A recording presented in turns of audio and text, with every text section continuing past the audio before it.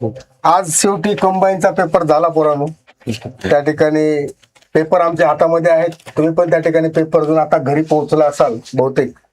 तर त्या अनुषंगाने आपण 2चा टाइम या ठिकाणी लाईव्ह येण्याचा ठेवला. आपण आज जो पेपर झालेला आहे शॉर्टकटमध्ये संभाव्य उत्तरे जी आहेत आपण त्या ठिकाणी आपली चाणक्य फाउंडेशनची टीम सर्व या ठिकाणी पठाडे सर आहेत, अभिजित पाटील सर आहेत, त्या ठिकाणी तुम्हाला आम्ही आन्सर्स देणार आहेत. आयोगाची तर आन्सर की येणार आहे, पण एक उत्सुकता लागते की आपले किती क्वेश्चन्स बरोबर आले आहेत. तर तुम्ही त्या ठिकाणी तुमच्या वेळेनुसार हा व्हिडिओ बघू शकता. पेपरचं बोलायचं असेल तर त्या ठिकाणी जेव्हा मी अभिजित पाटलांसोबत सरांसोबत ज्यावेळेस त्या ठिकाणी चर्चा केली, पठाडे सरांसोबत चर्चा केली, तर त्यामध्ये सब्जेक्ट वाईज जेव्हा जातो तर काही क्वेश्चन त्या ठिकाणी इझी होते, पण काही क्वेश्चन खरंच त्या ठिकाणी विचार करण्यासाठी मॉडरेट टू हार्ड असं बघू शकतो. पण जेव्हा मी सायन्सचा विचार करतो तर सायन्स हा म्हणजेच 11-12 क्वेश्चन तर त्या ठिकाणी सर्वसाधारण ज्यांचा अभ्यास आहे जो पॅटर्न अगोदरचा आयोगाचा आहे त्याच पॅटर्न नुसार पेपर होता. त्यामुळे बाकी काही विचार करण्याची गरज नाही. तर आपण लवकरात लवकर त्या ठिकाणी आन्सर की देऊ याचं सुरुवात करतो मी त्या ठिकाणी पाटील सरांसोबत की ते त्यांचे जे सब्जेक्ट या ठिकाणी आहेत पॉलिटी, इकॉनॉमिक्स आणि जॉग्राफी याचे आन्सर्स देतील. त्याच्यानंतर दीपक पठाडे सर त्या ठिकाणी देतील. त्यानंतर सायन्स, मॅथ, रिझनिंग आणि करंट अफेअर्स याचे आन्सर्स या ठिकाणी मी तुम्हाला इथं देणार आहे. Thank you so much. Yes please sir Patil sir. हो सर.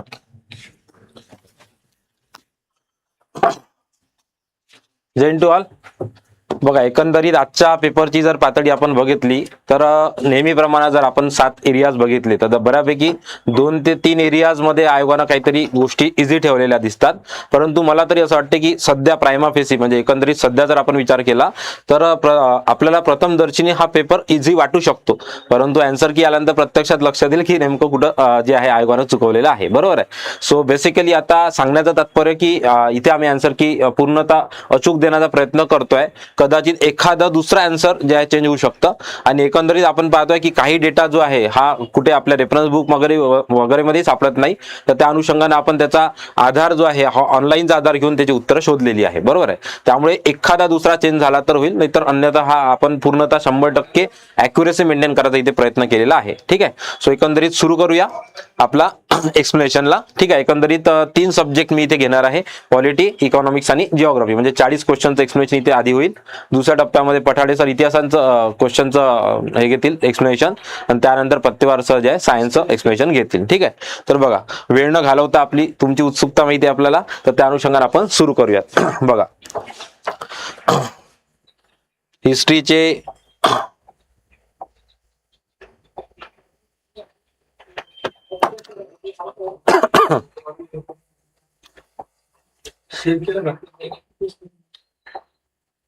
ओके. बघा मित्रांनो, सर्वप्रथम आपण जे आहे जिओग्राफीचे उत्तर अपेक्षित काय असतील त्याविषयी चर्चा करूया. बघा, सगळ्यात पहिला क्वेश्चन हा कदाचित मला वाटते बी सेट नुसार आहे. आपला रिस्पेक्टेड सेट नुसार क्वेश्चनचा क्रम बदललेला आहे. बरोबर आहे. तर तुम्ही डायरेक्टली क्वेश्चनला डिक्टेट करा, त्यानुसार आपण आन्सर घेऊयात. सगळ्यात पहिला क्वेश्चन होतो पाणलोट क्षेत्र विकास कार्यक्रम. म्हणजे हा प्रामुख्याने जर आपण सब टॉपिक बघितला तर बरोबर आहे ऍग्रिकल्चर जिओग्राफीवरचा हा क्वेश्चन होता. आणि तुम्हाला विचारला होता की catchment area development programme has which of the following objective. ठीक आहे. म्हणजे याला पाणलोट क्षेत्र विकास कार्यक्रमाचे जे आहे कोणते ऑब्जेक्टिव्ह, कोणते उद्देश आहे. आता मित्रांनो, इथे सर्वात महत्वाचा इलिमिनेशन आपण या क्वेश्चनला डील करू शकलो असतो. एकंदरीत आपल्याला काय दिसत आहे, वरील सर्व ऑप्शन नाहीये, म्हणजे कुठलं तरी एक ऑप्शन जे आहे चुकीचं आहे.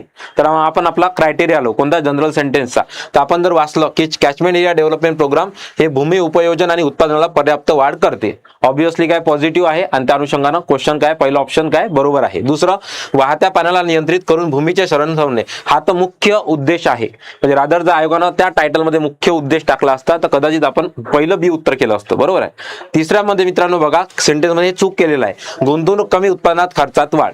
जरी गुंतवणूक कमी हा उद्दिष्ट असला तर लक्षात घ्या, गुंतवणूक खर्चामध्ये वाढ हा उद्देश असू शकत नाही. रादर नेहमी आपल्याला माहिती आहे कुठल्याही इकॉनॉमिकल पर्स्पेक्टिव्ह आपण गेलो तर उत्पादनात खर्चामध्ये घटच्या अनुषंगानेच आपल्याला पाहिजे होतं आणि त्यामध्ये उत्पादनात वाढ चाललं असतं, पण काय शब्द आहे, उत्पादन खर्चात वाढ. तर हे जे आहे रॉंग सेंटेन्स आहे. सध्या या प्रश्नाचं उत्तर जे आहे आन्सर ऑप्शन 2 असायला पाहिजे, कारण विचारलं होतं उद्देश आहे तर आन्सर ऑप्शन ए आणि बी बरोबर असायला पाहिजे. ठीक आहे. 100% सी ऑप्शनला आपण इलिमिनेट करू शकतो आणि ए आणि बी जो आहे हा उत्तर असायला पाहिजे. आता इथे मुद्दा आहे, लक्षात घ्या, 3 आणि 1 म्हणजे 1 किंवा 3 पैकी ऑप्शन असू शकतं का. तर लक्षात घ्या ऑलरेडी ए आणि बी सेंटेन्स ह्या सेम वेटेजचे असल्यामुळं मला तरी असं प्रथम दर्शनी वाटतं की उत्तर जे आहे 2 असायला पाहिजे. ठीक आहे, त्या अनुषंगाने आपण नेक्स्ट आयोग काय करते त्यावर भूमिका ते बघू. कुठलाही कंटेंट बुक मध्ये याचा डायरेक्टली रेफरन्स तुम्हाला मिळणार नाही. ठीक आहे, हा कॉमन सेन्सचा किंवा एकंदरीत समजून घेण्याचा मुद्दा होता. नेक्स्ट बघा मित्रांनो, क्वेश्चन नंबर पुढचा जिओग्राफी मधला 12. यस, हा क्वेश्चन होता प्राकृतिक भूगोल, बरोबर. आणि आपला जो शॉर्टकट आहे म्हणजे प्राकृतिक भूगोलचा आपला संपूर्ण महाराष्ट्रात तो शॉर्टकट माहितीच आहे, विन सातसा आगोबा भीमकृ. त्या अनुषंगाने ज्या पर्वतरांगा आहे आणि नदी प्रणाली त्याला डिवाइड केलेला आहे त्या संदर्भात हा क्वेश्चन होता. तर इथे मित्रांनो बघा, रायरेश्वर पासून शिंगणापर्यंत शंभू महादेव डोंगररांगा आहे, बरोबर आहे.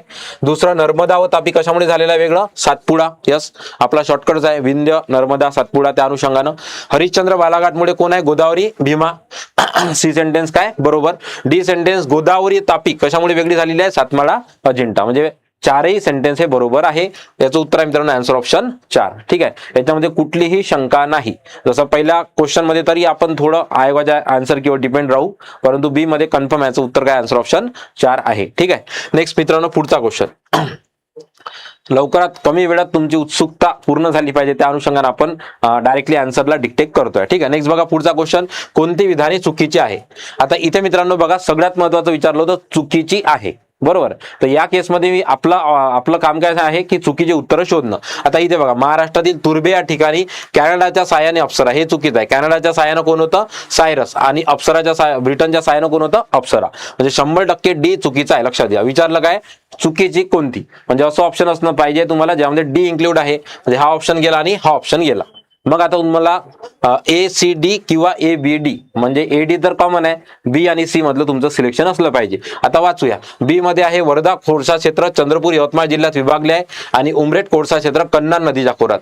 तर स्पेसिफिक PYQ आहे की कन्नान नदी, कन्नान आपण बरेचदा जे रेती गित्ती म्हणतो ते सुद्धा कोणत्या क्षेत्रामध्ये आहे, तर उमरेट कोळसा क्षेत्र. त्यामुळे 100% सी बरोबर आहे मित्रांनो. त्याच्यामुळे उत्तर सी बरोबर असल्यामुळे हा ऑप्शन इलिमिनेट होतो. मग राहतं शिल्लक ए बी डी चुकीचं आहे. ठीक आहे, आता मुद्दा असा आहे की आयोगाला इथे बरोबर पाहिजे होतं की चूक विचारायचं होतं, हे आता आपल्याला आन्सर की आल्यावर कळेल. पण सध्या तरी याचं उत्तर मित्रांनो आन्सर ऑप्शन काय 4 असायला पाहिजे. की सी सेंटेन्स कन्फर्म बरोबर आहे आणि डी सेंटेन्स जे आहे लक्षात घ्या कन्फर्म चुकीचं आहे. चुकीचं विचारल्यामुळे डी असणार ऑप्शन आन्सर ऑप्शन 4. ठीक आहे, नेक्स्ट मित्रांनो पुढचा क्वेश्चन नंबर 14. आता बघा, महात्मा फुले कृषी विद्यापीठाचे डाळिंब लखमापूर येथे आहे, हे सेंटेन्स बरोबर आहे. लक्षात घ्या, जेवढं आपण अनालिसिस म्हणजे टोटल जे काही PDF बघितली त्या अनुषंगाने ऑनलाईन PDF त्या अनुषंगाने हा सेंटेन्स बरोबर आहे. आता इथे लक्षात घ्यायला पाहिजे होतं, महात्मा फुले कृषी विद्यापीठ 98 मध्ये विकसित केले कशाचे, गव्हाचे वाण. तर इथे तुम्ही डाऊट घ्यायला नाही पाहिजे होता. एकंदरीत जे आहे इयरवर आयोग असं काही चुकू शकत नाही. सी सेंटेन्स बघा, कृषी विद्यापीठाचे कार्यालय मुंबई इथे आहे. आता इथे लक्षात घ्या, प्रश्न ऑप्शन सेट कसे केलाय, ए बी बरोबर, ए सी बरोबर, ए बी सी बरोबर. आता या ऑप्शन मध्ये लक्षात घ्या, या केसमध्ये काय करायला पाहिजे, आपण सी सेंटेन्सवर डाऊट घ्यायला पाहिजे. आणि आयोगाला अपेक्षित आहे की मुख्य कार्यालय जे ऍग्रिकल्चरचं आपलं कुठे आहे, बरोबर, हेडक्वार्टर. तर मला तरी असं वाटतं मित्रांनो, कारण की ते वेगवेगळ्या ठिकाणी 4 विद्यापीठाचे आहे आणि त्या वेगवेगळ्या ठिकाणी ते लोकेट झाले असल्यामुळे सी सेंटेन्स सध्या चुकीचं आहे. याचं उत्तर असेल आन्सर ऑप्शन ए आणि बी बरोबर. ठीक आहे, ए आणि बी बरोबर. आता हा प्रायमा फेसी आपल्याला सी सेंटेन्स कुठेही सापडलेला नाहीये सध्या. आणि प्रमुख हेडक्वार्टर असं काही नाही, जे काही कृषी विद्यापीठ आहे 4-5 आपले त्यांचे आपापल्या क्षेत्रामध्ये काय हेडक्वार्टर्स आहे, बरोबर. तर त्या अनुषंगाने सी सेंटेन्स सध्या चुकीचा, आन्सर ऑप्शन काय असेल, ए आणि बी बरोबर आहेत. नेक्स्ट मित्रांनो पुढचा क्वेश्चन नंबर 15. पर्जन्याबाबत अचूक आहे. सध्या तरी असं वाटतंय हा क्वेश्चन रद्द होऊ शकतो. कारण की काय विचारलंय बघा, अचूक विचारलं तुम्हाला. सगळ्यात पहिले आपण बघू की विदर्भामध्ये पश्चिमेकडून पूर्वेकडे पावसाचे प्रमाण वाढत जाते. यास ऑब्विसली माहिती आहे आपल्याला, विदर्भ जर आपण घेतला निश्चित पावसाचा पर्जन्याचा प्रदेश, आणि इथून जसजसं आपण इकडे पूर्वेकडे जातो गडचिरोली चंद्रपूर, बरोबर, इथे पर्जन्याचं प्रमाण काय वाढत जाते. म्हणजे 100% डी बरोबर आहे. डी जर आपण बरोबर घेतला तर आन्सर ऑप्शन फक्त एकच राहते आपल्याला, कोणतं, चौथं. पण अगेन मग डाऊट येतो आपल्याला सी सेंटेन्सवर. सी सेंटेन्स काय म्हणते, नैऋत्य मोसमी वारे घाट माथ्यावरून पूर्वेकडे जेव्हा जातात, आपल्याला माहित आहे जसं जसं खाली उतरतात पावसाचं प्रमाण कमी होत जातं आणि खाली पर्जन्य छायेचा प्रदेश निर्माण होतो. त्याच्यामुळे मग बाष्पधारण शक्ती कमी होते असं मला वाटते. हे पाहिजे होतं ऑप्शन, परंतु ऑप्शन नसल्यामुळे आपल्याकडे पर्याय नाही राहिलेला आहे. आपण काय मारू सध्या अचूकनुसार ए सी डी बरोबर. आता तुम्ही म्हणाल बी सेंटेन्स मध्ये काय चुकीचं आहे, तर हे जे काय आपलं पर्जन्याचं वितरण आहे हे प्रामुख्यानं महाराष्ट्राच्या अनुषंगाने नैसर्गिक वितरण आहे असं आपण म्हणू शकत नाही. म्हणून सध्या तरी अचूक विचारल्याप्रमाणे याचं उत्तर काय, answer option A C D बरोबर असायला पाहिजे. नेक्स्ट मित्रांनो पुढचा क्वेश्चन नंबर 16. कोणती विधाने बरोबर आहे? हा 100% बरोबर यायला पाहिजे आणि यामधला डेटा हा PYQ होता. सगळ्यात पहिले मन्याड नदी खोरे गोदावरीच्या खोऱ्यात आहे का? यस. खामापूर पठार दक्षिणेत सांगलीच्या अनुषंगाने कृष्णा नदीचे खोरे आहे, बरोबर आहे. पहिला मध्ये मित्रांनो लक्षात, वैतरणा आणि तानसा उल्हास नदीच्या उपनद्या आहे. लक्षात घ्या, तानसा बद्दल जरी डाऊट असेल पण वैतरणा हे प्रमुख नदी खोरं आहे वेगळं, याचा काही उल्हासचा उपनदी खोरं म्हणून त्याला गृहीत धरलं जात नाही. त्याच्यामुळे ए सेंटेन्स चुकीचा आहे मित्रांनो. इथं विचारलं होतं बरोबर, याचं उत्तर असेल आन्सर ऑप्शन 4, बी आणि सी बरोबर. म्हणजे आता जसं आपल्याला दिसतंय बरोबर आहे की प्रामुख्याने आपण आन्सर की देतो आणि पेपर झाल्यानंतर आपल्याला फील गुड वाटतं, म्हणून म्हणतो की नेहमी आन्सर की आल्याची वाट पाहायला पाहिजे. एकंदरीत आपण अंदाज तर सांगताय पण माझा मुद्दा लक्षात घ्या की कुठल्याही पद्धतीनं पेपर सोपा होता असं आपण डिसिजन पर्यंत पोहोचलो नाही पाहिजे. ठीक आहे. नेक्स्ट मित्रांनो पुढचा क्वेश्चन नंबर 17. एकदम आपला हा शॉर्टकट होता, आपण याचा शॉर्टकटही सांगितलेला आहे. मुरसी, मुंबई, रत्नागिरी आणि सिंधुदुर्ग या भागामध्ये काय 3 जिल्ह्यामध्ये काय ऋणात्मक लोकसंख्या आहे. भारतामध्ये जर घेतलं तर नागालँड राज्य ज्याच्यामध्ये निगेटिव्ह ग्रोथ रेट आहे. मुंबई शहर प्रामुख्याने लक्षात ठेवा आणि ऑप्शन आयोगाने ठेवलेलं आहे उपनगर, जिथे पहिले जण काही ट्रॅप झाले त्यांनी रिव्हिजन घेतली नाही तिथे ते ट्रॅप होऊ शकतात. याचं उत्तर कन्फर्म आन्सर ऑप्शन काय 17चं उत्तर 2 आहे. नेक्स्ट क्वेश्चन मित्रांनो क्वेश्चन नंबर 18.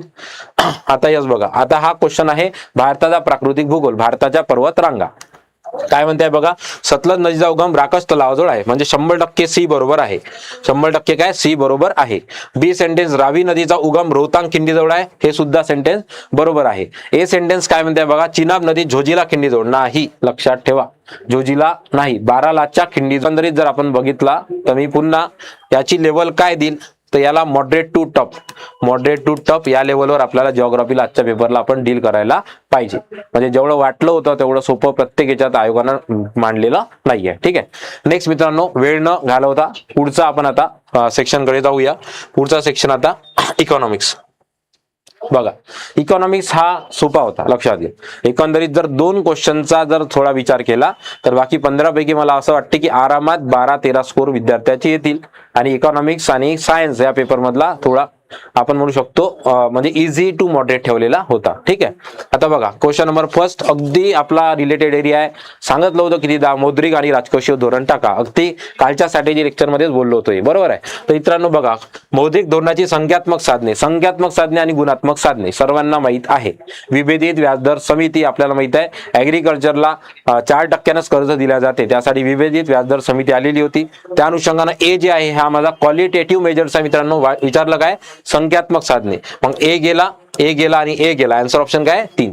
डायरेक्टली इलिमिनेशन बरोबर यायला पाहिजे. आन्सर ऑप्शन काय बी आणि डी बरोबर.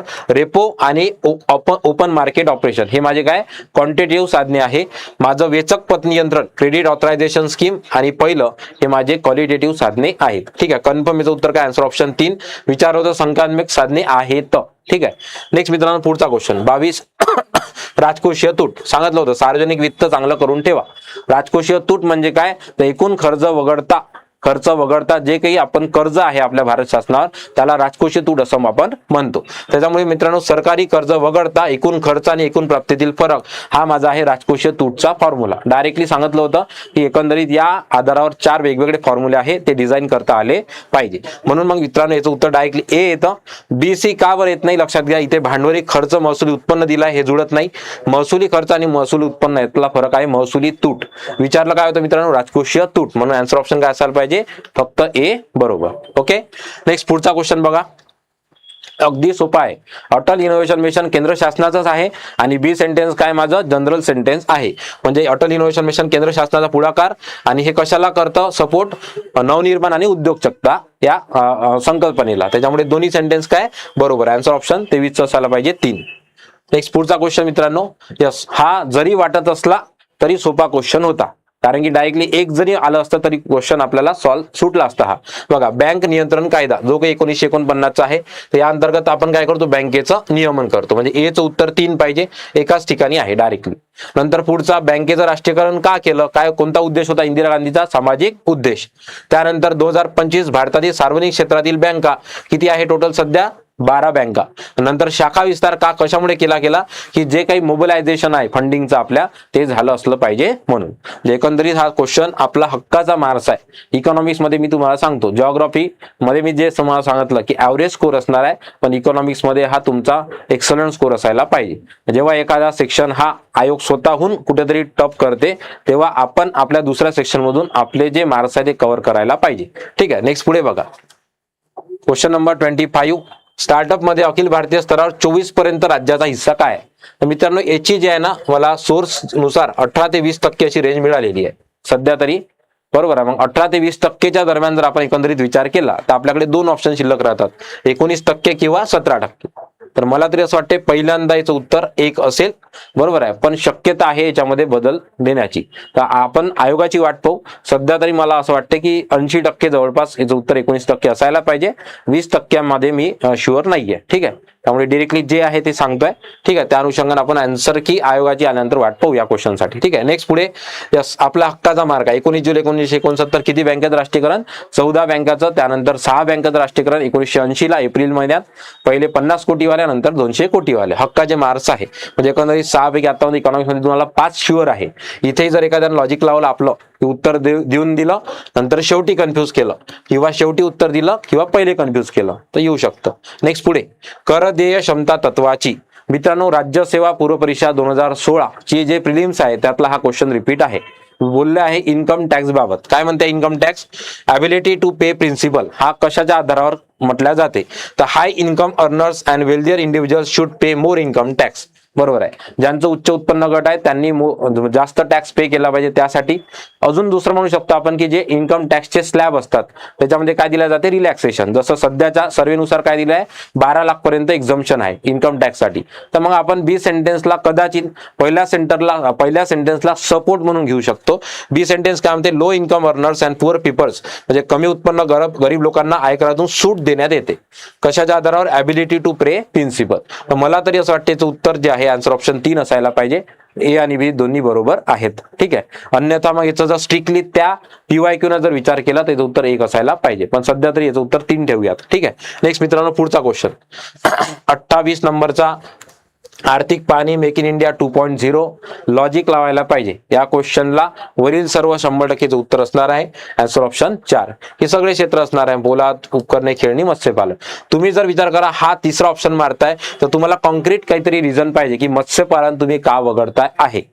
ठीक आहे, जर कारण नसेल तुमच्याकडे कॉन्क्रीट तर मग आन्सर ऑप्शन 4 सर्व घेऊन जाणं अपेक्षित होतं. ठीक आहे, नेक्स्ट मित्रांनो पुढचा क्वेश्चन 29 हा स्टेट होता आपल्या सार्वजनिक वित्त टॉपिक मध्ये अर्थशास्त्रासंदर्भात आपल्या घटनेतल्या तरतुदी. 112 काय आपला अर्थसंकल्प, 151 आहे कॅगचा लेखा अहवाल, 267 आहे आपली आकस्मिकता निधी कंटिन्जन्सी फंड, आणि आपला 280 आहे मित्रांनो वित्त आयोग. म्हणजे योगायोगानं या पेपर मधले काल जे आपलं डिस्कशन झालं त्यातला 10 ते 15 क्वेश्चन आरामात मिळतात तुम्हाला. ठीक आहे, याचं मित्रांनो आन्सर ऑप्शन स्टेट आहे 1 2 3 4. नेक्स्ट पुढचा क्वेश्चन आहे बघा. रिझर्व्ह बँकने 97 मध्ये उच्चस्तरीय समिती नेमली होती ज्याचे अध्यक्ष होते RV गुप्ता. राज्यसेवा मेन्स मधला हा क्वेश्चन रिपीट आहे. त्याचं उत्तर काय मित्रांनो? Answer option 3 100%. दोन्ही बरोबर आहे, ए आणि बी योग्य आहेत. ठीक आहे, नेक्स्ट पुढचा क्वेश्चन. रिझर्व्ह बँकेद्वारा डॅशबोर्ड कोणता अंतर्दृष्टी सुरू केला गेला? हा केव्हा सुरू केला असेल? आता इथे लॉजिक वापरायला पाहिजे होतं. हा अलीकडचा इनिशिएटिव्ह असेल, मग आयदर हा 23चा असू शकतो किंवा 24चा असू शकतो. तर मित्रांनो इथे जर 50-50 मध्ये चुकलं असेल तर काही हरकत नाही, पण 100% हे दोन उत्तर नाही आहे. याचं उत्तर आहे जून 2023. तुम्हाला RBIचं जे काही ऑफिशियल वेबसाईट आहे त्या सेक्शन मध्ये तुम्हाला याचं उत्तर मिळून जाईल. अंतर्दृष्टी डॅशबोर्ड जून 2023 जो कार्यरत झाला ऑगस्ट मध्ये.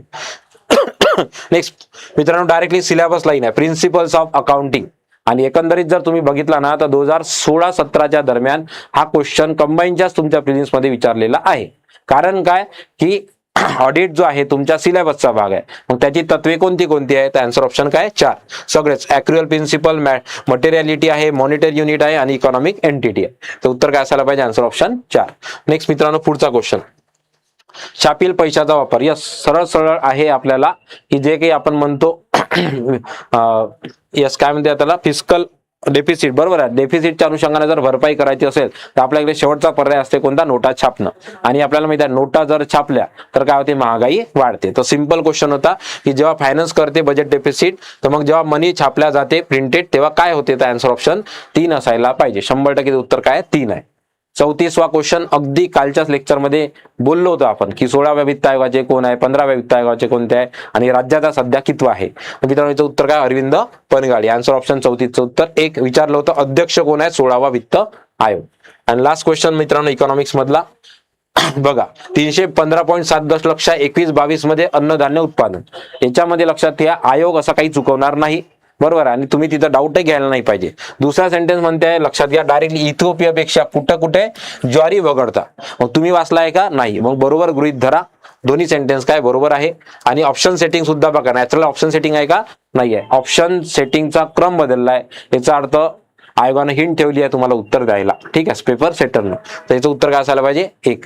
मित्रांनो जर एकंदरीत पुन्हा आता आपण दुसरा सेक्शन संपवला इथे, मला तरी वाटतं इकॉनॉमिक्स मध्ये आरामात या पेपरमध्ये 13 ते 14 मार्क्स एखादा जर चुकला तर तोही पण तो आपला 18% 20% वाला रेंजवाला, बाकी आरामात 13-14 मार्क्स यायला पाहिजे. आणि मुलांचे येतील आणि येतातच, ठीक आहे. तुमचे काही कमी असेल तर टेन्शन घ्यायचं काम नाही. आयोगाची आन्सर की आपण आल्यानंतर एकदा क्रॉस चेक करून घ्या, ठीक आहे. नेक्स्ट पुढचा माझ्याकडे जो आहे पुढचा सब्जेक्ट मित्रांनो तो आहे आपला पॉलिटीचा. पॉलिटी अगेन हा सोपा ठेवलेला होता, फक्त जेवढा वाटते तेवढा सोपा नव्हता. 2 क्वेश्चन कसे चुकतात आपण आता इथे बघूया. बघा पॉलिटीचं मित्रांनो एक्सप्लेनेशन. क्वेश्चन नंबर फर्स्ट 51 अगदी पहिला म्हणजे आपला जे संघराज्य निर्मिती आहे त्याच्यावर हा टॉपिक होता. आणि आपले याचे शॉर्टकट सुद्धा मित्रांनो होते, ठीक आहे. काय म्हटलं होतं की भारतीय संविधानात 4 स्तरीय जे वर्गीकरण केल्या जाते, ज्यात इज 4 फोल्ड डिव्हिजन, जे आपण 56च्या कायद्यानंतर काय 7व्या घटना दुरुस्तीने रद्द केलेला आहे. तर मित्रांनो याचा शॉर्टकट काय होता आपला माहिती आहे का? AG आणि BP. AG म्हणजे काय? गव्हर्नरची राज्य, आणि B म्हणजे B पार्ट मध्ये कोणते येतात? प्रोव्हिन्सचे राज्य. तर मित्रांनो बघा इथे पार्ट A जे आहे गव्हर्नरची राज्य, पार्ट B जे आहे प्रिन्सली स्टेट, बरोबर आहे. प्रिन्सली स्टेट म्हणजे A आणि B शफल केलेला होता. विचारलं होतं मित्रांनो योग्य जोड्या निवडा. आन्सर ऑप्शन पाहिजे C आणि D, बरोबर. C मध्ये कोण होतं? मुख्य कमिशनर, बरोबर आहे. आणि D मध्ये होतं अंदमान निकोबार आयलँड. त्यामुळे याचं उत्तर मित्रांनो काय? आन्सर ऑप्शन C आणि D, बरोबर. नेक्स्ट क्वेश्चन नंबर 52 उपराष्ट्रपतीच्या पात्रतेबाबत अयोग्य. एकदम सोपा क्वेश्चन होता, नाही चुकायला पाहिजे, हक्काचा आहे. भारताचा नागरिक पाहिजे, 45 पाहिजे का? नाही. 35 वर्ष वयाचे पूर्ण केलेले असावे.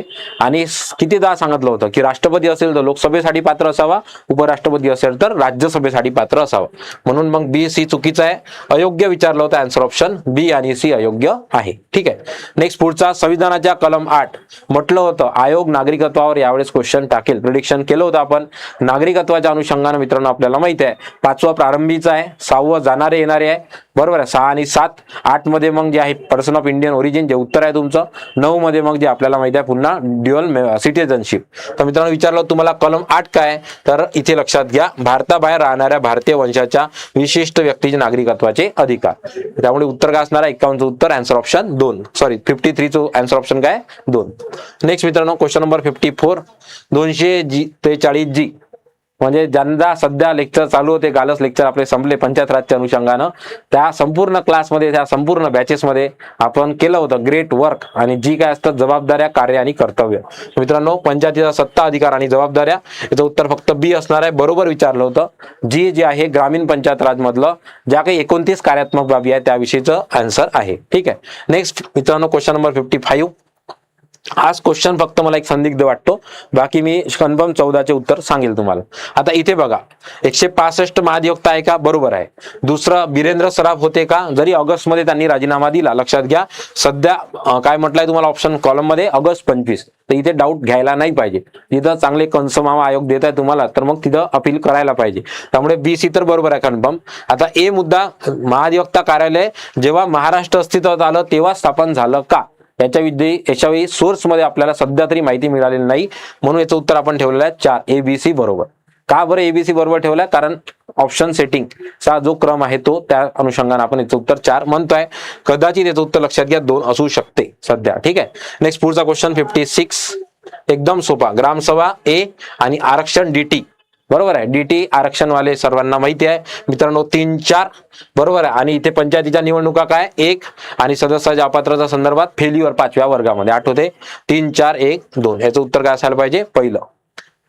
3 4 1 2, कारण हे 3 4 एकाच ऑप्शन मध्ये सेट केलेलं आहे. नेक्स्ट ग्रामीण पंचायत राजावर 2 क्वेश्चन विचारले आहे आणि अगदी जे प्रेडिक्ट केलं होतं आपण काल तेच. ठीक आहे. नेक्स्ट मित्रांनो, पुढचा चुकीचा आहे. काही बहुतांश जणांचा हा क्वेश्चन वेळ गेलेला असेल किंवा चुकलेला असू शकते. इथे मित्रांनो बघा, 154 नुसार कार्यकारी शक्ती, हा तर PYQ होता दोनदा. 100% सी तर बरोबर आहे, चुकीचं म्हणते आहे तुम्हाला. ठीक आहे. 163 नुसार मदत करण्यासाठी सल्ला देण्यासाठी मुख्यमंत्री 10 वेळा सांगितलं 63 64 चांगलं करा, म्हणजे 100% डी सुद्धा बरोबर आहे, चुकीचं विचारलं होतं.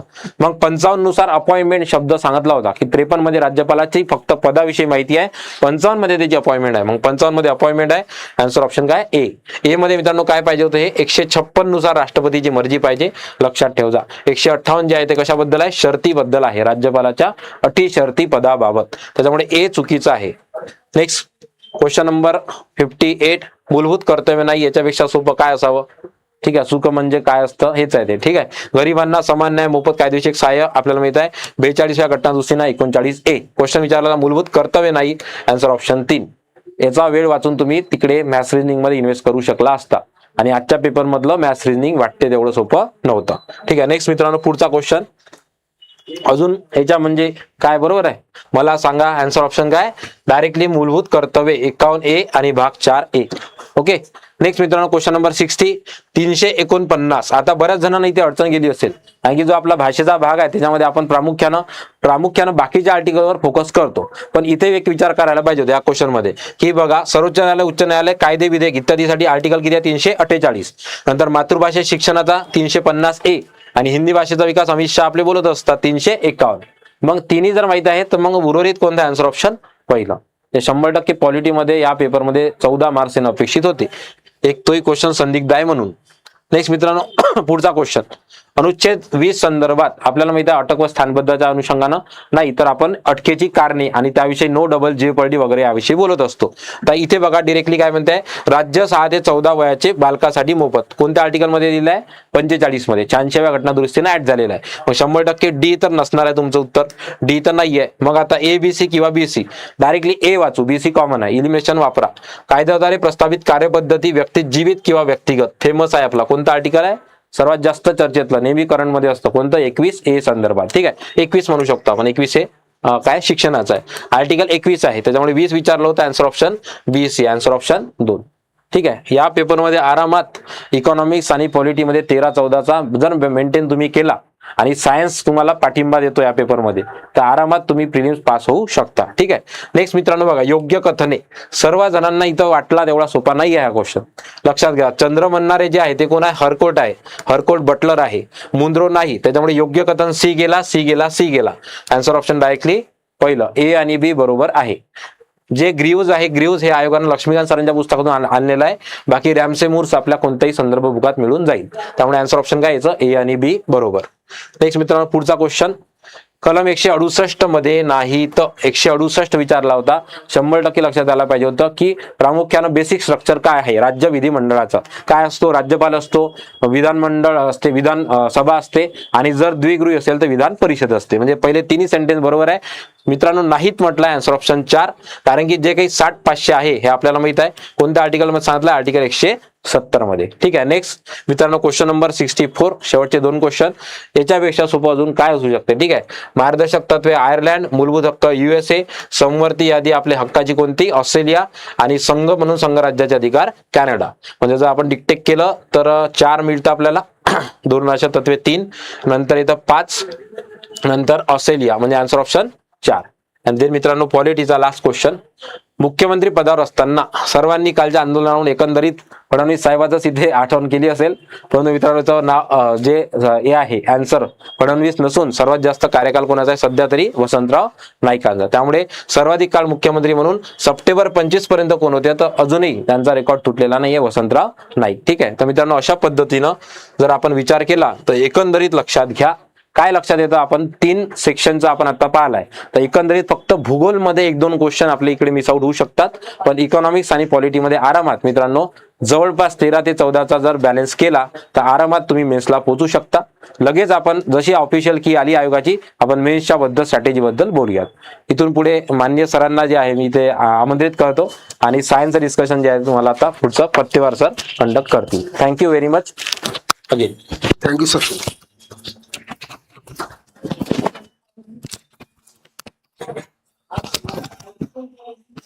काय म्हणते जनता? पेपर झालाय, ठीक आहे. पॅटर्न सेम आहे, 615 क्वेश्चन आणि 3-3चा पाडा तर आपल्याला पाठच आहे. तर वेळ एकदम त्या ठिकाणी कमी वेळामध्ये फास्ट ट्रॅक मध्ये त्या ठिकाणी आपण काय करू, आन्सर बघूया आज. तर ठरल्याप्रमाणे त्या ठिकाणी बघा, पहिला प्रश्न त्या ठिकाणी फिजिक्स आहे. खालील विधानाबरोबर की चूक हे सांगाय का पॅटर्न सुरू झाला बरं का. आता त्या ठिकाणी गेल्यावर सुद्धा मागे एक प्रश्न आला होता असा की ABCD देऊन तिथे बरोबर का चूक, म्हणजे बरोबर आणि चूक हे दोन्ही पण ओळखायचे आहेत. तर एक्स रेज काय आहे ते विद्युत चुंबकीय लहरी आहेत. एक्स रे इलेक्ट्रोमॅग्नेटिक वेव्ज आहेत, या ठिकाणी बरोबर आहे. आणि एक्स रे तरंगाची तरंग लांबी कशी असते, खूप कमी असते आणि फ्रिक्वेन्सी जास्त आहे आणि तरंग लांबी म्हणजे वेव्हलेंथ काय असते, कमी असते. ए आणि बी बरोबर, म्हणजे या ठिकाणी हे बरोबर आहे. या ठिकाणी 2 आणि 3चं झालं. आता या ठिकाणी सी आणि डी मध्ये आपण बघू की एक्स किरणावरचा क्ष किरणावरचा ऋण प्रभार असतो, क्ष किरणांच्या वर ऋण भार असतो. तर ऍक्च्युली हे इलेक्ट्रोमॅग्नेटिक स्पेक्ट्रम मधले आहेत. गामा रे असतील, एक्स रे असतील, त्याच्यावर कोणत्याही प्रकारचा चार्ज नसतो कारण ते लाईटचा पार्ट आहे. त्यामुळे त्या ठिकाणी सी काऊन जातं, चूक होतं. म्हणजे या ठिकाणी सी चूक असणार, या ठिकाणी पहिलं विधान आहे. म्हणजे या ठिकाणी question number 66 option number 1 is correct. बरोबर बरोबर, चूक चूक. चला नेक्स्ट जाऊ आपण. नेक्स्ट क्वेश्चन आहे त्या ठिकाणी क्वेश्चन नंबर 67 हीट टॉपिक. अप्रकट विलयन उष्मा, लॅटेंट हीट ऑफ फ्युजन, वितळल्याची बोललेलं आहे.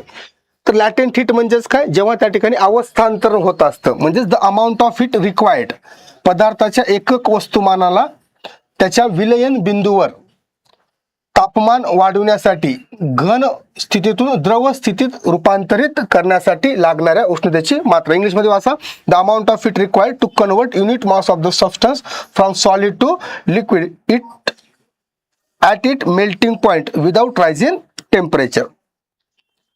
टेम्परेचरमध्ये वाढ होत नाही, तापमानामध्ये वाढ होत नाही, अवस्था बदलायची आहे. त्यालाच आपण काय बोलतो त्या ठिकाणी, लॅटेंट हीट. म्हणजे 67चं काय येतं, 67चं ऑप्शन नंबर 3. नेक्स्ट जाऊ आपण question number 68 alpha beta gamma.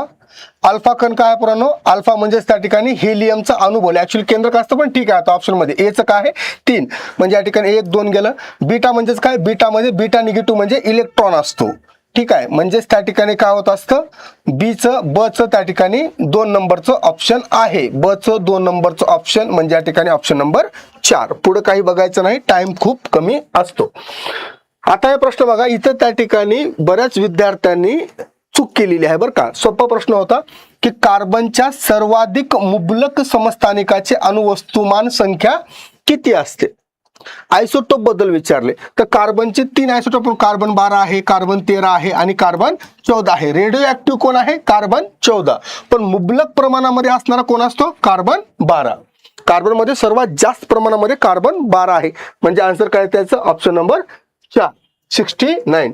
ॲल्युमिनियमचे प्रमुख खनिज जॉग्राफीमध्ये पण बघता, बॉक्साईटचे साठे कुठं असतात, तर त्या ठिकाणी ॲल्युमिनियमचा सर्वात महत्वाचं प्रमुख खनिज कोणतं आहे, तर बॉक्साईट आहे. 70चं 1 येतं.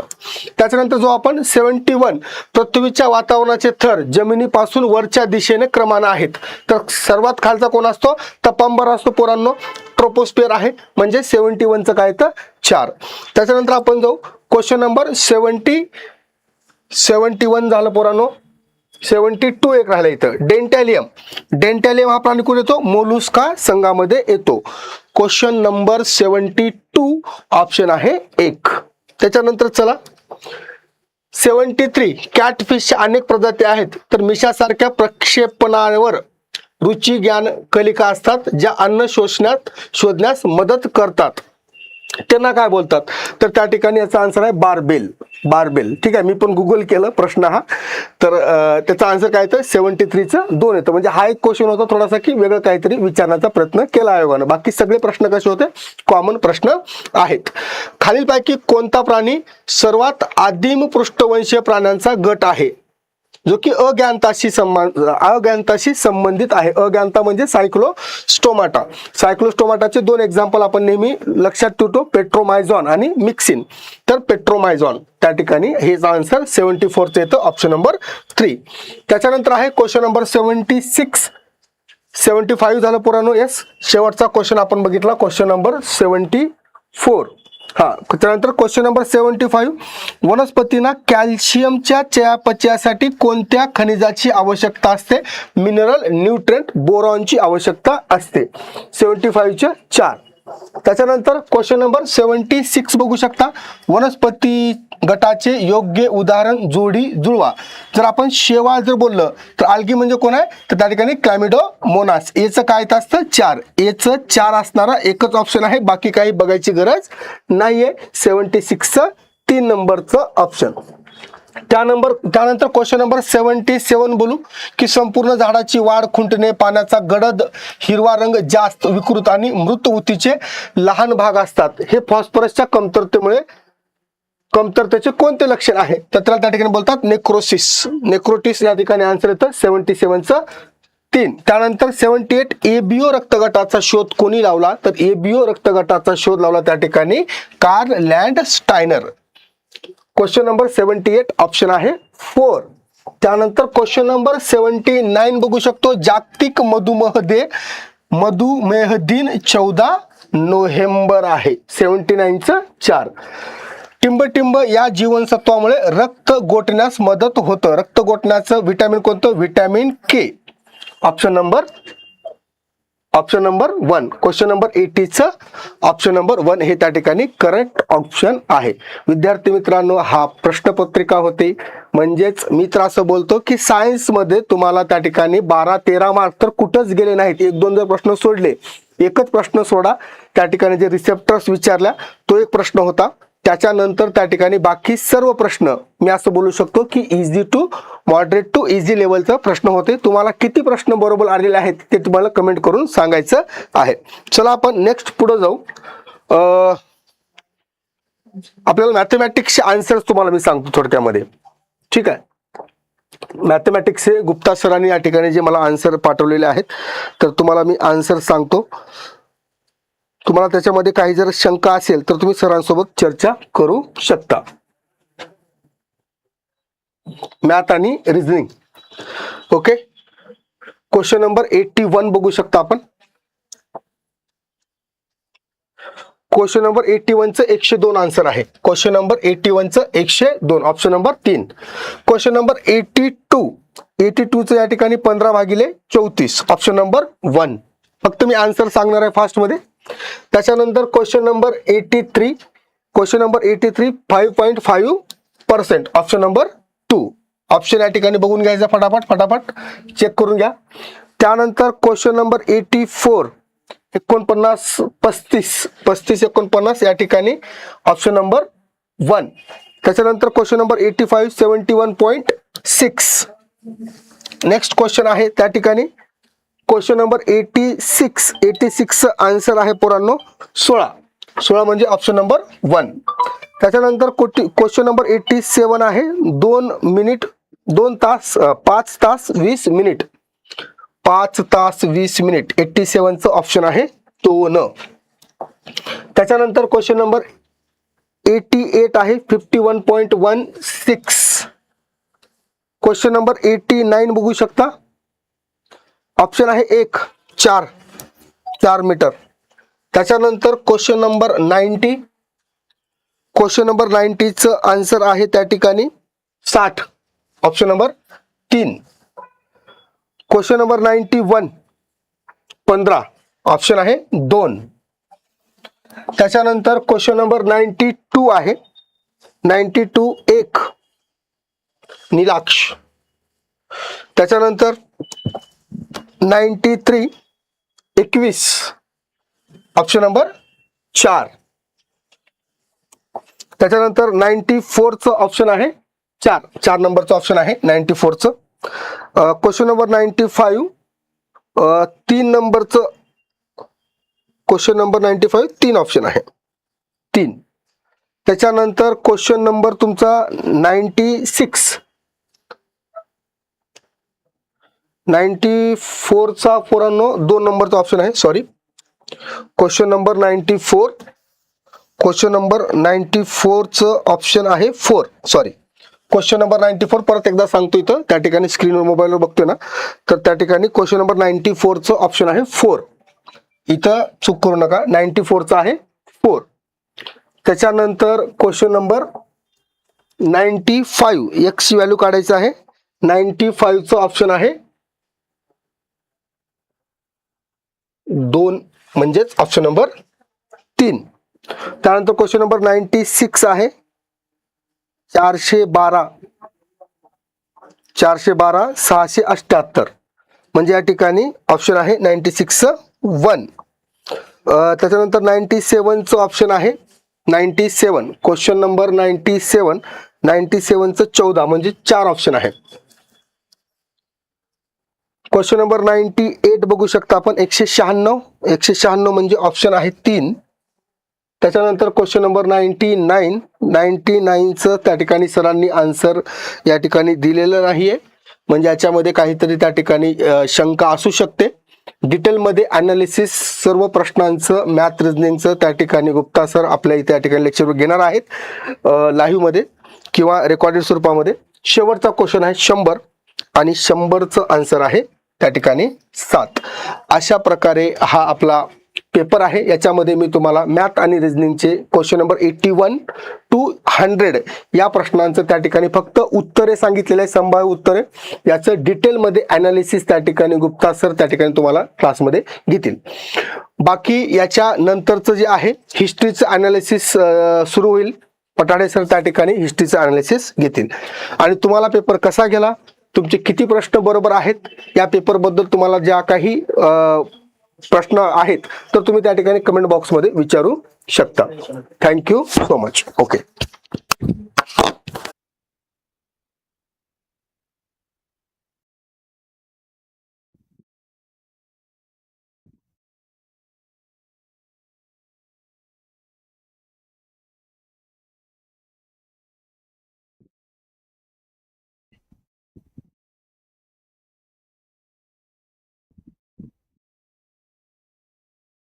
येस. सो जय हिंद फ्रेंड्स, तुमच्या सगळ्यांचं पुन्हा एकदा स्वागत आहे आपल्या चाणक्य फाउंडेशनच्या या युट्यूब चॅनलवरती. आपण लाईव्ह स्वरूपात आन्सर की डिस्कस करतोय, संभाव्य उत्तर डिस्कस करतोय आणि सातत्यानं आपण आपल्या करंट क्लाउडच्या माध्यमातून करंट अफेअर्स वरती फोकस करतोय, FYQ सिरीजच्या माध्यमातून फोकस करतोय. तर इनऑल जर का विचार केला ना, थोडेसे इकॉनॉमीचे त्यातले करंट रिलेटेड मुद्दे बाजूला सारले, कारण ते काही काही पॅचेस मध्ये आलेले होते. पण पॉलिटीमध्ये पण एक करंटचा मुद्दा आलेला होता आणि सायन्स मध्ये पण एक करंटचा मुद्दा आलेला होता. सो टोटल 17 क्वेश्चन्स जे आहेत तर ते आपण आता या सेशन मध्ये डिस्कस करणार आहोत. सो टोटल 17 क्वेश्चन्स आहेत. 15 करंटचे, एक क्वेश्चन पॉलिटीमध्ये आलेला होता मुख्यमंत्र्यांच्या बाबतीमध्ये, आणि एक क्वेश्चन जो आहे तर तो जागतिक मधुमेह दिनाबद्दल आलेला होता सायन्स मध्ये. तर तो डिटेल स्वरूपात डिस्कस करूया. त्याच्यानंतर अनालिसिस पण बघूयात की कुठल्या एरियावरती 13 उपघटकांपैकी किती प्रश्न आले, जे 13 उपघटक आपण सातत्यानं आपल्या चाणक्य फाउंडेशनच्या मॅगझिन मध्ये फोकस करतो. सो मी प्रश्न क्रमांक बोलणार नाही, कारण माझ्याकडं तुमच्याप्रमाणे जसा टेलिग्राम वरती जो पेपर आला तर तो पेपर माझ्या समोर आहे. मी प्रश्न डायरेक्टली वाचायला सुरुवात करीन सो दॅट तुम्हाला ते कन्व्हिनियंट जे आहे तर ते त्या ठिकाणी होईल. राईट. सो बघा, हा प्रश्न आहे 2024-25च्या आर्थिक वर्षामध्ये 2024-25च्या आर्थिक वर्षामध्ये डॅश सकल देशांतर्गत उत्पादन GDP वाढीसह भारताचा विकास मजबूत राहील आणि वाढीच्या मार्गावर सुरू राहण्याचा अंदाज आहे. सो 6.5% हे याचं उत्तर त्या ठिकाणी आहे, पर्याय क्रमांक 3. डायरेक्टली आपल्याला असं लक्षात येईल की भारताच्या आर्थिक पाहणीमधनं वगैरे विचारलेला हा प्रश्न त्या ठिकाणी आहे. राईट. सो येस, सगळ्या विषयाचे डिस्कशन जे आहेत तर ते होणार आहेत. Don't worry, one by one सगळे होतील. त्याच्यानंतर बघा, जोडा लावाला प्रश्न हा अगेन मोस्ट एक्सपेक्टेड क्वेश्चन होता. पण आता ट्रिक तुम्हाला सांगतो. मला ह्यातलं सगळं माहित नाहीये, पण मला दीपाली देशपांडे नेमबाजी हे माहितीये. का? कारण दीपाली देशपांडे यांचा जर आपण विचार केला तर या स्वप्नील कुसाळे यांच्या त्या ठिकाणी कोच होत्या आणि त्यामुळे चर्चेत आलेल्या होत्या. हा पॅटर्न ठरलेला आहे त्यांचा. अर्जुन पुरस्कार असेल, द्रोणाचार्य पुरस्कार असेल तर त्याच्याबद्दल बघा. बी ला एक असलेला एकच पर्याय आहे, पर्याय क्रमांक 1 उत्तर आहे. सुभाष राणा यांचा जर का विचार केला तर पॅरा नेमबाजी हा त्यांचा गेम त्या ठिकाणी आहे. संदीप सांगवान यांचा विचार केला तर हॉकी, आणि S मुरलीधरन यांचा विचार केला तर बॅडमिंटन. सो पर्याय क्रमांक 1 हे या प्रश्नाचं अचूक उत्तर आहे. पुढचा प्रश्न, सप्टेंबर 2024 मध्ये खालीलपैकी कोणी नवी दिल्ली या ठिकाणी computer security incident response team power सुविधेचे उद्घाटन केले? आता इथं सगळे मिनिस्टर्स त्या ठिकाणी दिसत आहेत, राईट. सो इकडे श्री मनोहर लाल यांनी याचं उद्घाटन केलेलं आहे बरं का. सो हे पॉवर सेक्टरशी रिलेटेड त्याला संरक्षण प्रदान करण्यासाठी वगैरे ही सिस्टीम जी आहे तर ती निर्माण त्या ठिकाणी करण्यात आलेली होती. अगेन मला हायलाइट करायचंय, सप्टेंबर 2024. जेव्हा सारखा प्रश्न विचारला जातो ना की सर करंट कधीचं करायचं, करंट कधीचं करायचं, तर त्याला आयोगाने दिलेले हे स्पष्टपणे उत्तर आपल्याला त्या ठिकाणी दिसते. नेक्स्ट, ऑगस्ट 2025 मध्ये खालीलपैकी कोणाची आंतरराष्ट्रीय नाणेनिधी मध्ये कार्यकारी संचालक म्हणून नियुक्ती झाली आहे? उर्जित पटेल, रघुराम राजन, शक्तिकांत दास, संजय मल्होत्रा. तर आता याचा जर का रेफरन्स बघितला ना तर उर्जित पटेल, रघुराम राजन आणि संजय मल्होत्रा यांची आंतरराष्ट्रीय स्तरावरती कुठे ना कुठेतरी नियुक्ती त्या ठिकाणी झालेलीच आहे. मात्र याचं अचूक उत्तर जे आहे तर ते उर्जित पटेल असं आहे. उर्जित पटेल यांची IMFच्या कार्यकारी संचालक म्हणून, एक्झिक्युटिव्ह डायरेक्टर म्हणून नियुक्ती जी आहे तर ती ऑगस्ट 2025 मध्ये झालेली आहे. नेक्स्ट क्वेश्चन, भारतातील बहुउद्देशीय ग्रीन हायड्रोजन पायलट प्रकल्पाचे उद्घाटन सतलज जलविद्युत निगम ने डॅश मधील झाकरी या ठिकाणी त्यांच्या जलविद्युत केंद्रामध्ये केलेला आहे. सो सिम्पली हा प्रकल्प कुठल्या राज्यात आहे असा हा प्रश्न विचारलेला आपल्याला दिसतो. सो झाकरी जर का लक्षात घेतलं तर ते हिमाचल प्रदेशमध्ये त्या ठिकाणी आहे. ग्रीन हायड्रोजन आपण एक्सप्लोर करण्याचा प्रयत्न करतोय इलेक्ट्रिक व्हेकल बरोबरच, so that net zero emission असेल किंवा 2070 पर्यंत 0% कार्बन उत्सर्जनाचं आपलं ध्येय जे आहे तर ते साध्य होऊ शकेल आणि त्याच्यात हायड्रोजन फ्युएल हा मैलाचा दगड त्या ठिकाणी ठरताना दिसतोय. सो पर्याय क्रमांक 3 उत्तर आहे. नेक्स्ट, फेब्रुवारी 2025 मध्ये कोणत्या कंपनीचे उपमुख्य कार्यकारी अधिकारी म्हणून दोराबाबू दपर्ती यांची नियुक्ती करण्यात आलेली आहे? आता हा प्रश्न जो आहे ना तर तो मला फारच जास्त फ्रस्ट्रेटिंग त्या ठिकाणी वाटला. फ्रस्ट्रेटिंग ह्यासाठी आपण निवड नियुक्ती कुठल्या कुठल्या केलेल्या त्या ठिकाणी होत्या.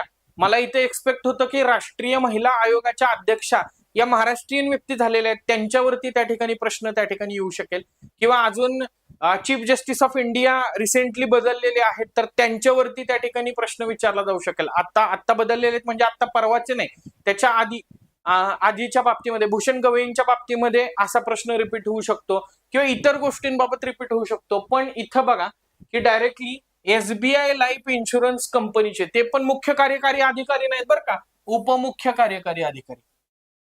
सो हा असा खोचक प्रश्न आहे. मी म्हणेन निवड नियुक्तीवरती प्रश्न आला, अप्रोच वरती जरी प्रश्न आला तरी तो सोडवता येण्यासारखा नव्हता, कारण आपल्या MPSCच्या अप्रोचच्या फ्रेम मध्ये हे असले क्वेश्चन विचारले जात नव्हते आतापर्यंत, राईट.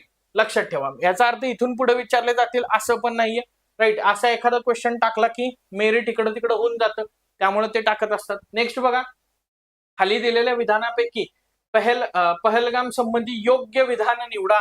योग्य विधान ओळखायचंय बरं का. मला आवडलेला करंट अफेअरच्या कॉन्टेक्स्ट मध्ये फ्रेम केलेला सर्वात चांगला क्वेश्चन हा वाटलेला आहे, राईट. बघा, त्यांनी डायरेक्ट पहलगाम दहशतवादी हल्ल्याच्या अनुषंगाने त्याच्या बेसिक्स वरती प्रश्न विचारलाय. पहलगाम अनंतनाग या जिल्ह्यामध्ये स्थित आहे का? तर हो, बरोबर आहे, अनंतनाग या जिल्ह्यामध्ये स्थित आहे. अनंतनाग मधला पहलगाम हा एक महत्वाचा तालुका त्या ठिकाणी आहे, तालुक्याचं ठिकाण आहे पहलगाम. नेक्स्ट, पहलगाम मध्ये लीडर नाला पर्यटकांना आकर्षित करतो, हे बरोबर आहे का? येस, हे पण त्या ठिकाणी बरोबर आहे. लीडर नावाची तिथं नदी आहे आणि ती लीडर नावाची नदी जी आहे तर ती एक व्हॅली त्या ठिकाणी तयार करते त्याच्या दुतर्फा, आणि त्याच्यामुळं मोठ्या प्रमाणामध्ये पर्यटक या व्हॅलीमध्ये आकर्षित होताना दिसतात. सो दोन्ही विधानं बरोबर आहे, राईट. आता विधान क्रमांक 3 कडे त्या ठिकाणी येऊयात. श्री माता वैष्णोदेवी मार्गावरील पहलगाम हा एक महत्वाचा ट्रान्झिट कॅम्प आहे. आता इथं थोडंसं कन्फ्युजन होतं, श्री माता देवी वैष्णोदेवी मार्गावरचा नाही तर अमरनाथ यात्रेच्या मार्गावरचा हा बेस कॅम्प आहे. अमरनाथ यात्रा, इथं अमरनाथ यात्रा असतं तर तिसरं स्टेटमेंट बरोबर असतं, तिसरं स्टेटमेंट चुकीचं आहे. विचारलंय योग्य, अ आणि ब योग्य, पर्याय क्रमांक 2 हे अचूक उत्तर. क्लिअर. नेक्स्ट पुढे जाऊयात आपण. खालीलपैकी कोणी 2025च्या FIMS world championship of magic मध्ये प्रतिष्ठित बेस्ट मॅजिक क्रिएटर पुरस्कार त्या ठिकाणी जिंकला आचल कुमावत, कविता अग्रवाल, सुहानी शाह, साक्षी शाह. आता सुहानी शाह, साक्षी शाह थोडस लॉजिक अप्लाय केलं असतं तर तुम्हाला लक्षात आलं असतं की सुहानी शाह हे याचं अचूक उत्तर आहे. तुम्ही यांचे बरेच रील्स जे आहेत तर ते त्या ठिकाणी बघितलेले असतील बघा, राईट. जेव्हा आपण रील्स रॅन्डम स्क्रोल करतो तेव्हा. सो सुहानी शाह हे अचूक उत्तर आहे. प्रश्न का विचारला ते समजून घेण्याचा प्रयत्न करा. बेस्ट मॅजिक क्रिएटर ह्याच्या आधी कधीच प्रश्न आलेला नव्हता, पण बेस्ट मॅजिक क्रिएटर हा अवॉर्ड जिंकणाऱ्या सुहानी शाह या पहिल्या भारतीय व्यक्ती ठरलेल्या आहेत म्हणून त्यांच्यावरती प्रश्न विचारण्यात आलेला आहे. सो अगेन अवॉर्ड वरती प्रश्न. मे 2025 मध्ये ऑडी इंडियाचा ब्रँड अँबॅसिडर कोण बनला? हा ऑडी इंडियाच्या ब्रँड अँबॅसिडर वरती प्रश्न नसून हा नीरज चोप्रा यांच्यावरती विचारलेला प्रश्न आहे. नीरज चोप्रा यांची रिसेंटली ऑडी इंडियाचे ब्रँड अँबॅसिडर म्हणून नियुक्ती करण्यात आलेली आहे. अगेन एक्सपेक्टेशन वर्सेस रिअलिटीचा चेक बघा. एक्सपेक्ट काय होतं की आपल्याला प्रश्न विचारला जाईल की लेफ्टनंट कर्नल नीरज चोप्रा झालेले आहेत किंवा त्यांची रँक विचारली जाऊ शकेल, पण ती रँक न विचारता हा अशा पद्धतीचा प्रश्न विचारलेला आहे. पर्याय क्रमांक 1 हे उत्तर आहे. नेक्स्ट, दरवर्षी 9 सप्टेंबर हा दिवस जागतिक संगीत दिन म्हणून जगभरामध्ये मोफत सार्वजनिक संगीत सादरीकरणाला प्रोत्साहन देतो. दिनविशेषांवरती तर नेहमीच प्रश्न येतात. जागतिक संगीत दिन 2025 ची थीम हिलिंग थ्रू हार्मनी आहे. आता इथं बघा, जागतिक संगीत दिन हा दरवर्षी 21 जून या दिवशी साजरा केला जातो. त्यामुळे पहिलं स्टेटमेंट चुकीचं आहे, दुसरं स्टेटमेंट बरोबर आहे. जागतिक संगीत दिन 2025 ची थीम हिलिंग थ्रू हार्मनी अशा स्वरूपाची त्या ठिकाणी होती. म्हणजे मग फक्त ब विधान जे आहे तर ते बरोबर आहे. योग्य कथन विचारलेलं होतं. 9 सप्टेंबरचं काय आहे? मग 9 सप्टेंबर हा दिवस जो आहे तर तो world EV day, electronic vehicle day म्हणून साजरा केला जातो. इलेक्ट्रॉनिक मोबिलिटीला चालना देण्याच्या दृष्टिकोनातून हा दिवस जो आहे तर तो साजरा करायला सुरुवात करण्यात आलेली आहे. नेक्स्ट, डॅश आणि डॅशच्या सह अध्यक्षतेखाली पॅरिस AI ऍक्शन शिखर परिषद 2025 न ब्ला ब्ला ब्ला काय काय काय काय दिलेलं आहे. सो पर्याय क्रमांक 1 उत्तर आहे. भारत आणि फ्रान्स यांच्या नेतृत्वाखाली आर्टिफिशियल इंटेलिजन्स ऍक्शन समिट जी आहे तर ती त्या ठिकाणी झालेली होती. आणि पुढे सांगतो की याचं पुढची आवृत्ती जी आहे तर ती भारतामध्ये आयोजित करण्यात येणार आहे. याच्यावरती आपण चर्चा केलेली होती. हा प्रश्न थेट डायरेक्ट फॉरवर्ड म्हणजे बरेच तसे आहेत, पण मी पर्टिक्युलरली सांगतोय. आपण FOIQ मध्ये पण डिस्कस केलेला होता, आपल्या करंट क्लाउड्स मध्ये पण त्या ठिकाणी आहे, राईट. नेक्स्ट, जोड्या लावा. युवा साहित्य अकादमी पुरस्कार.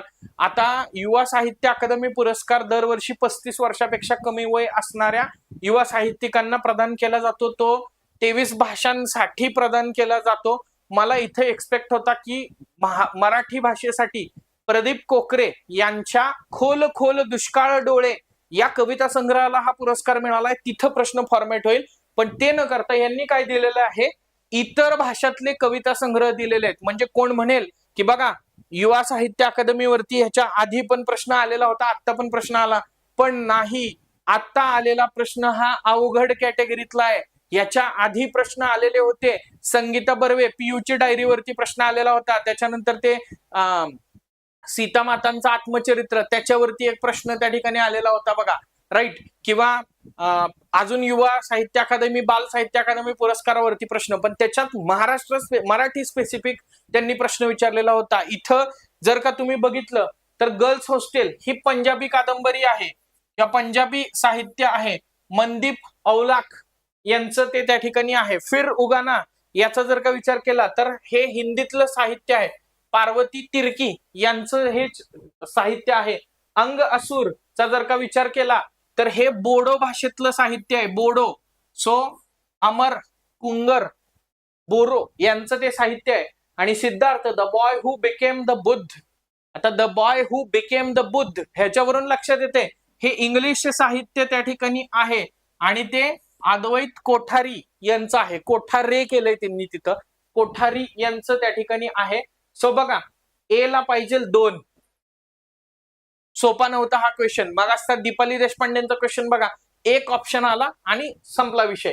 फिर उगाना म्हणजे बी ला पाहिजे 1, बघा ए ला 2 आणि बी ला 1 असलेले 2 ऑप्शन आहे, म्हणजे सगळं माहित असल्याशिवाय हा सोडवता येणारा मुद्दा नव्हता आणि म्हणून मला हा चॅलेंजिंग त्या ठिकाणी वाटला.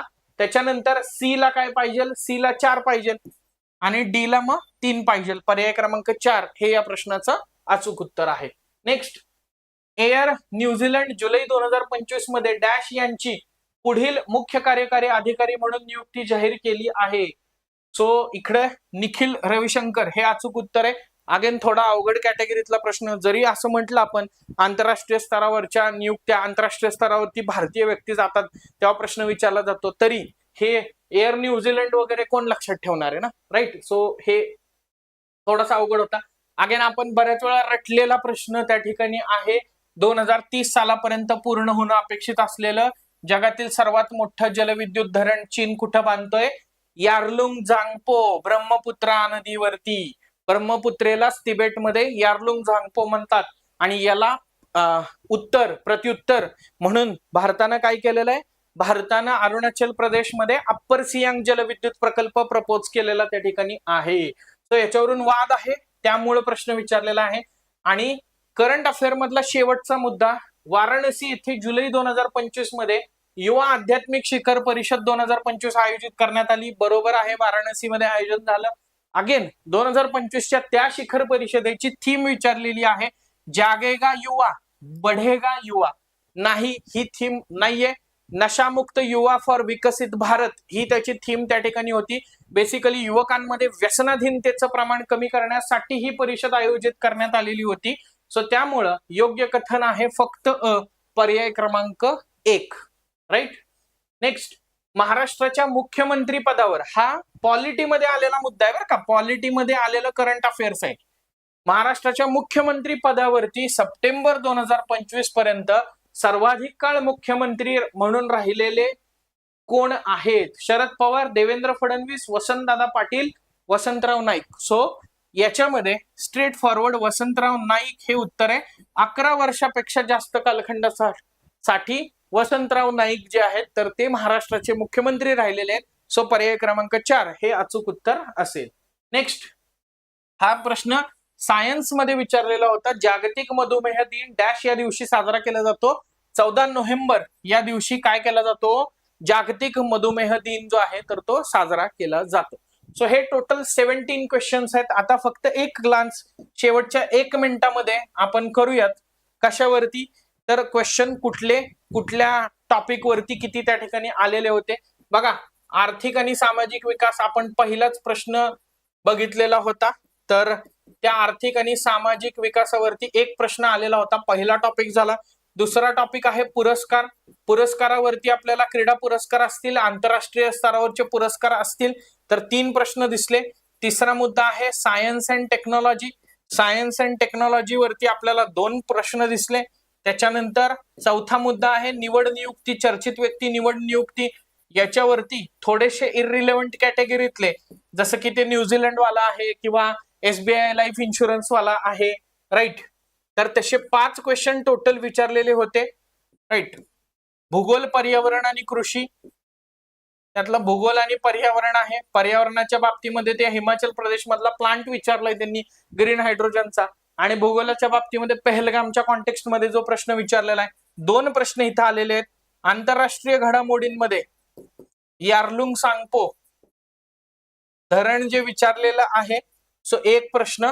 आणि 7वा टॉपिक राजकीय आणि घटनात्मक घडामोडींमध्ये सर्वाधिक काळ मुख्यमंत्री पदावरती राहिलेले व्यक्ती, तर त्याच्या बाबतीमध्ये जर विचार आपण केला तर 1 प्रश्न जो आहे तर तो विचारलेला आहे. सो असे प्रश्न साधारणपणे होते.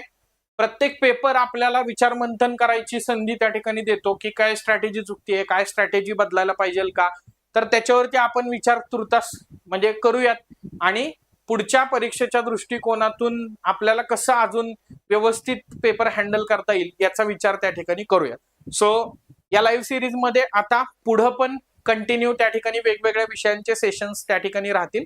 सो करंटच्या बाबतीमध्ये हे करंट अफेअर्सचं अनालिसिस होतं. Thank you very much.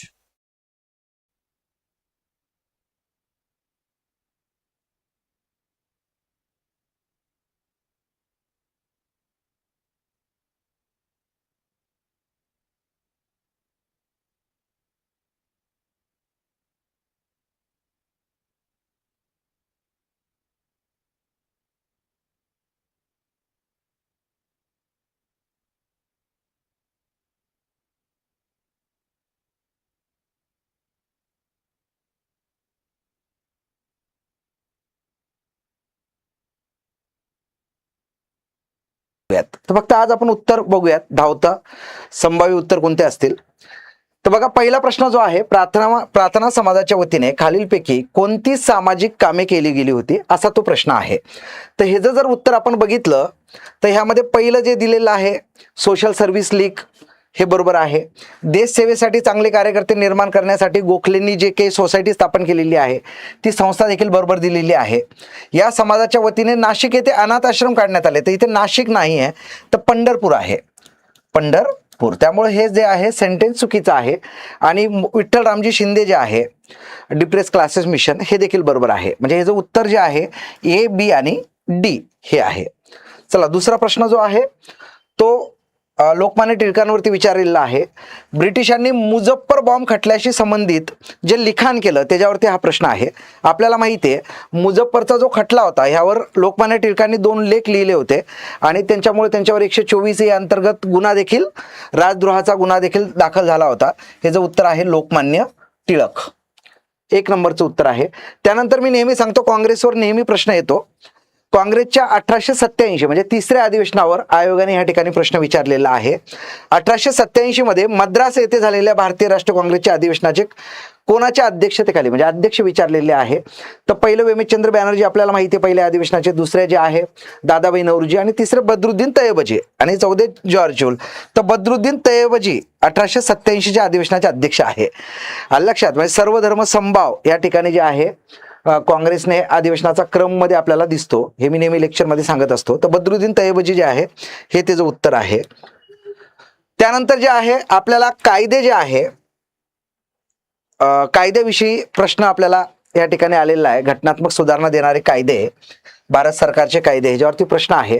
पहिलाच 1858 दिला आपल्याला माहिती आहे. 1 नोव्हेंबर 1898 सत्तांतराचा कायदा आहे, राणीचा जाहीरनामा आहे. ह्याच्यानुसार भारत मंत्रिपदाची जी आहे ती निर्मिती आपल्याला या ठिकाणी झालेली दिसते. भारतीय परिषद कौन्सिल कायदा 1909चा आहे, ज्यामध्ये मुस्लिमांना स्वतंत्र मतदारसंघ देण्यात आले होते. बेसिक टू ॲडव्हान्स ज्यावेळेस विश्लेषण घेईल त्यावेळेस मी सांगेल की बंगालच्या फाळणीचा असंतोष कमी करण्यासाठी मुस्लिम लीग आणि मुस्लिमांना राजकीय सुधारणा देण्यासाठी 1909चा कायदा जो आहे त्यामध्ये मुस्लिमांना स्वतंत्र मतदारसंघ.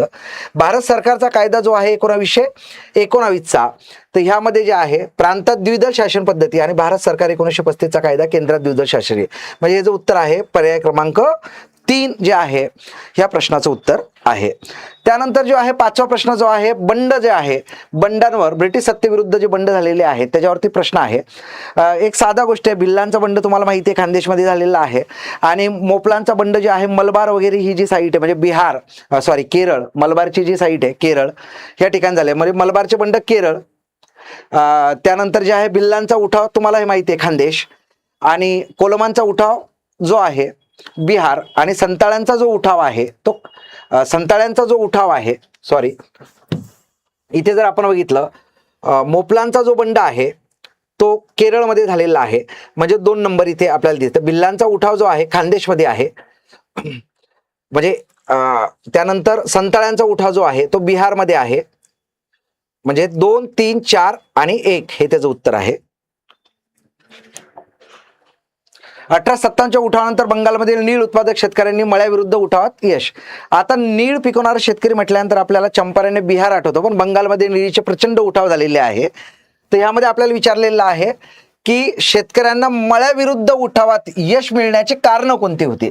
तर यामध्ये कारण जे आहे तर उपक्रमशीलता व सहकार्य होतं, संघटन व शिस्त होती उठावाल्यांमध्ये आणि हिंदू मुस्लिमांचं ऐक्य होतं. मळेवाल्यांमध्ये फूट नव्हती. लक्षात घ्या, म्हणजे हे जर मळेवाल्यांमध्ये फूट जर सोडली तर हे जे उत्तर आपल्याला येईल इथे ए, बी आणि डी, फक्त ए, बी आणि डी. त्यानंतरचा प्रश्न आहे जोड्या लावा. इथे वृत्तपत्रांवर प्रश्न विचारलेले आहे. आता आपल्याला माहिती आहे वृत्तपत्रांवर आयोग दरवर्षी प्रश्न विचारतो, पण हे ब्राह्मणेतर वृत्तपत्र आहे. ब्राह्मणोत्तर चळवळीचे वृत्तपत्र आपल्याला या ठिकाणी विचारलेले आपल्याला या ठिकाणी दिसतात. तर इथे जे आहे एकंदरीत आपल्याला मुकुंदराव पाटील, कोठारी वगैरे जे आहे ह्याच्यावरती आपल्याला प्रश्न आलेला आहे.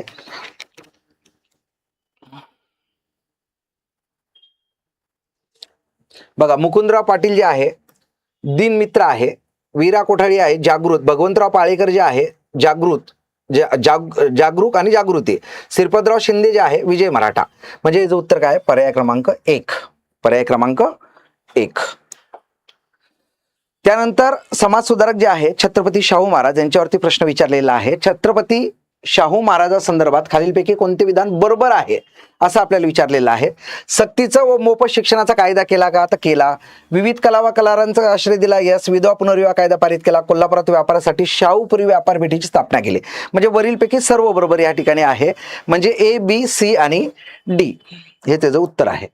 त्यानंतर 9वा जो आहे, खालीलपैकी कोणत्या नेत्यांना आयटक या कामगार संघटनेची स्थापना केली? आता आयटक म्हटल्यानंतर लाला लजपतराय आपल्याला आठवतात, लक्षात येतं. आता इथे जर आपण आयटकचे अध्यक्षपद भूषवलेली व्यक्ती जर पाहिली तर आपल्याला माहिती आहे की सरोजिनी नायडू आहे, जवाहरलाल नेहरू आहे आणि चित्तरंजन दास आहे.